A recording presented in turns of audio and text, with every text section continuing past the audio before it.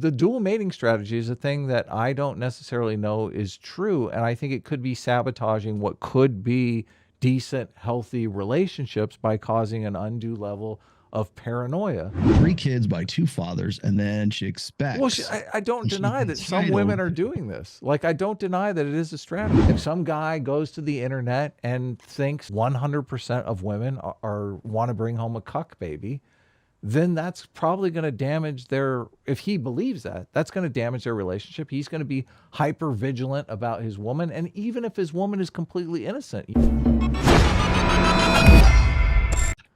Fondue for $5 says, if we understand these feminist ideas collapse women's trust in men, is the red pill not destroying men's trust in women? I think from the perspective of that, it's turned into a commercial enterprise. I would say yes. I think in its purest form, it's the red pill is meant to educate and equip. So it's not the red pill doesn't exist so you'll hate women. It exists so you won't hate them for what they can't be to you. You have to admit though, like how you educate does create kind of a narrative. Well, there's no way to avoid that. I can't even turn on the camera without somebody going, he's giving advice. Well, I mean, I think like, it's we can talk about thing, right? If I give you some like sort of information, it could be the most innocuous shit, and people will say, "Oh, he really means this," right? Because he's giving you that. It's like, what is it? The observer effect, right? Observing a process. Well, if 100% of women engage in the dual mating strategy, or 0.05% of women engage in the dual mating strategy, that's going to create a far different level of trust in the opposite sex. Yeah. How are you going to deal with it? What are you going to do about it? Well, I don't know that we have. I'm not comfortable saying 100% of women do this dual mating strategy because I don't know that that's true. Okay. That's true. That's factually correct. Think of it like this.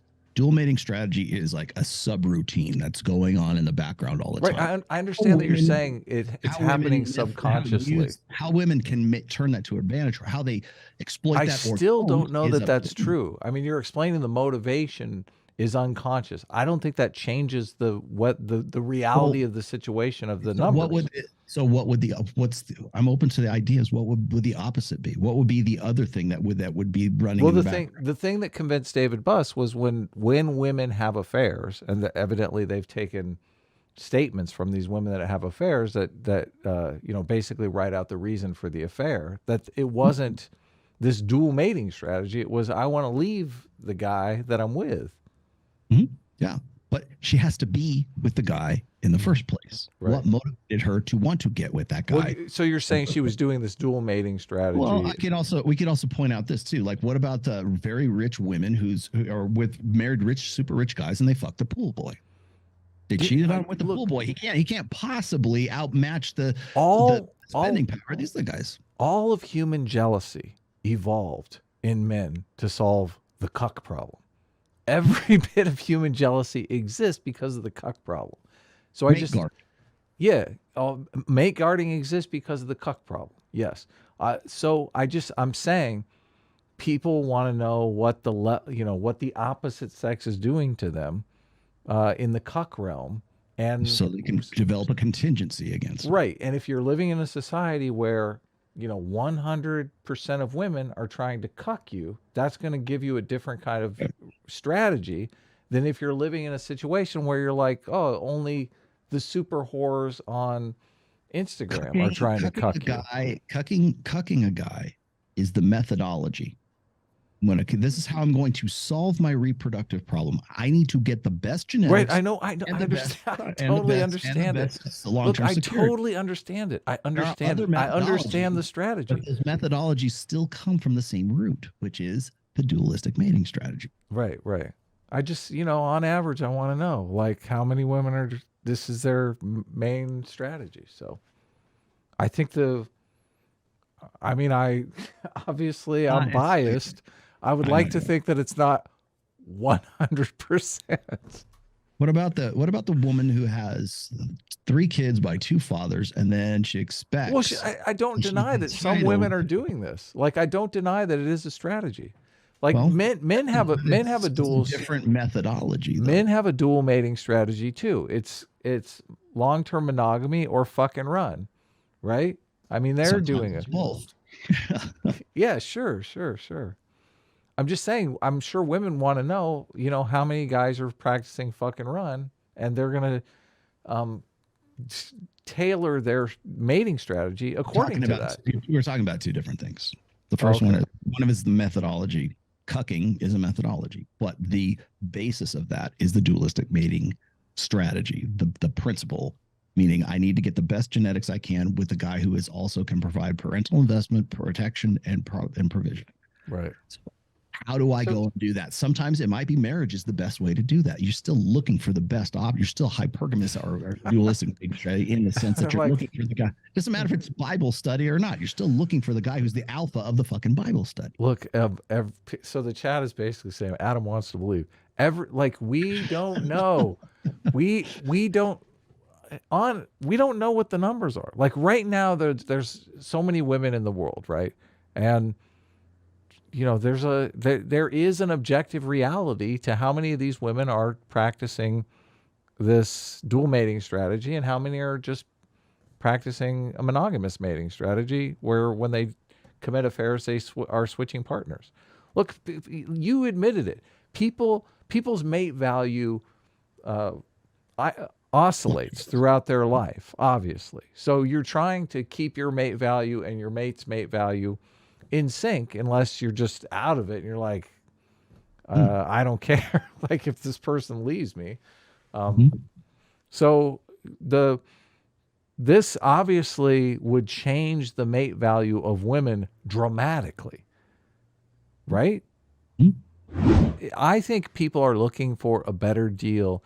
If you get in a relationship, and I think this is good advice, and if the red pill guys are giving this advice, I think it's something people should listen to. Like your relationship can't be on autopilot, right? You have to be conscious of the fact that, you're sharing a life together, so that you want to keep your mate value in check with your partner's mate value. So if you're going to, gain 500 pounds and decide, you're going to quit your job and not do anything, your mate value is going to drop dramatically, and that's probably going to make this person think, oh, you've done something that I never signed up for, I never agreed to. So I don't know, like a lot of people, this till death do us part, and people want to strain the relationship to the point where they really want to test that till death do us part. So I think keeping track of your relationships and your mate value, I think that's a good strategy. But obviously, unfortunately, only one sex is rewarded for not doing that in modern marriage. Women? Sure. Yeah. I mean, there isn't enough pressure, like, women who are like, I don't want to have sex anymore. Right. That's like essentially at some level, that's the guy like gaining 500 pounds, right? Let's say you get body fat acceptance, right? That's why I keep saying it's like responsibility and authority, right? Men have the responsibility. They have no authority in it. But men would, the not wanting to have sex anymore is a change in mate value, obviously. Like bringing home a cuck baby is a change in mate value. They're that's the dual mating strategy is a thing that I don't necessarily know is true. And I think it could be sabotaging what could be decent, healthy relationships by causing an undue level of paranoia. And I want people to be happy and married. I believe in the buddy system. Like, I think people need someone that they can share their life with, whether it be, a friend and or potentially a partner. So many times people get in these loveless marriages, and I feel sorry for those people. I really do. So I'm team, like, find yourself a partner and fall in love and have a good relationship. So I know the thing that often stands in the way of good relationships is conflict, and jealousy is always a huge conflict in relationships. And if some guy goes to the internet and thinks 100% of women want to bring home a cuck baby, then that's probably going to damage if he believes that's going to damage their relationship. He's going to be hyper vigilant about his woman. And even if his woman is completely innocent, look, I love you, your mate value is 2 notches above me. Why would I ever leave you? It's still gonna be a consistent conflict in their relationship. Do you disagree? I think that the idea of jealousy and the idea it's really rude for men. Bart, you got to remember, men and women get jealous for different reasons. Of course, there's infidelity. So I'm going to throw a few things out here too that might, maybe this will help you like get a better idea of the difference between what I'm saying and what Dave Buss has decided his new grift. That's so sad. Come on. Well, but the idea is this is, first of all, I already pointed out the fact that, the female ovum, chooses sperm. So there's the biological aspect of that. But when we look at jealousy and we look at infidelity, especially in the case of infidelity, first of all, men mate guard for different reasons than women mate guard. Women mate guard because they're ensuring long-term security. Women get far less upset at infidelity when it comes to just sex. That when there's infidelity occurs between men and women ask, "Are you in love with her? Do you have an emotional attachment to her?" We understand, Rollo. I hate to interrupt, but we understand the aspects of mate guarding. Mm-hmm. We both understand that. Like, the question that I have is about unnecessary paranoia. Like, there is a time to be paranoid, but I think you agree. Sometimes paranoia can go too far. If you are literally paranoid that your wife is fucking the office boy or the pool boy, and that's the furthest thing from her mind, that could damage your relationship. Right. If you allow it to get to the point of paranoia.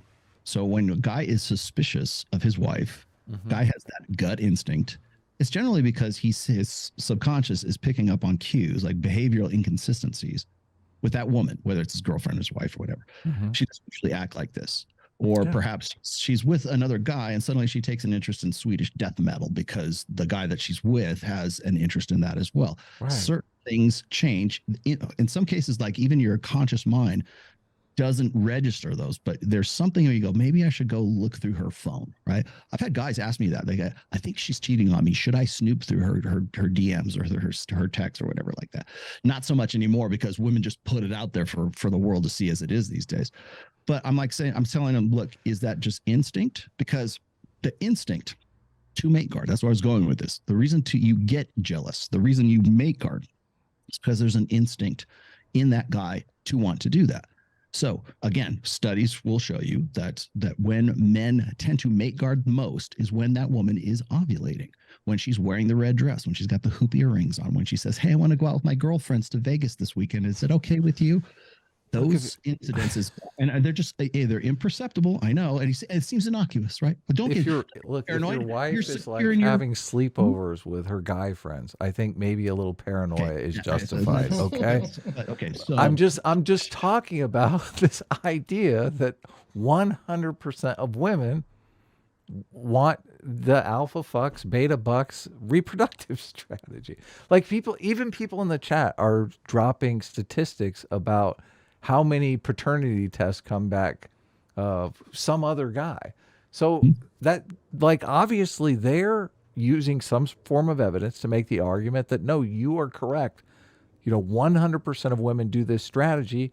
And what's the statistic they were dropping in the chat? Like 30 to 40% of women, the child does not really even belong to the father, and the father doesn't know. That is tough for me to buy. What about 42% of children being born out of wedlock? Well, no, that's a different situation because it's based on relationships, because the expectation is that they're going to find the dad who stepped up. No, but this is a voluntary situation, though, obviously, and I would like that is an example of perhaps the this dual mating strategy. But I think if we looked closer at the evidence, we would think, what happened was they got in a relationship and then there was some discrepancy in mate value and someone wanted out of the relationship. Hi, you just listened to a clip from the Sitch and Adams show. If you like what you heard, you can listen to our live show right here on this channel on Sunday, starting at 1 p.m. Pacific, 4 p.m. Eastern. And if you want, you can super chat us. We read $20 and up super chats on the show and then do a follow-up stream on the following Tuesday where we read the rest of the unread super chats and interact with fans of the show. Subscribe to this channel right here to listen to the live show or to listen to more of our awesome clips.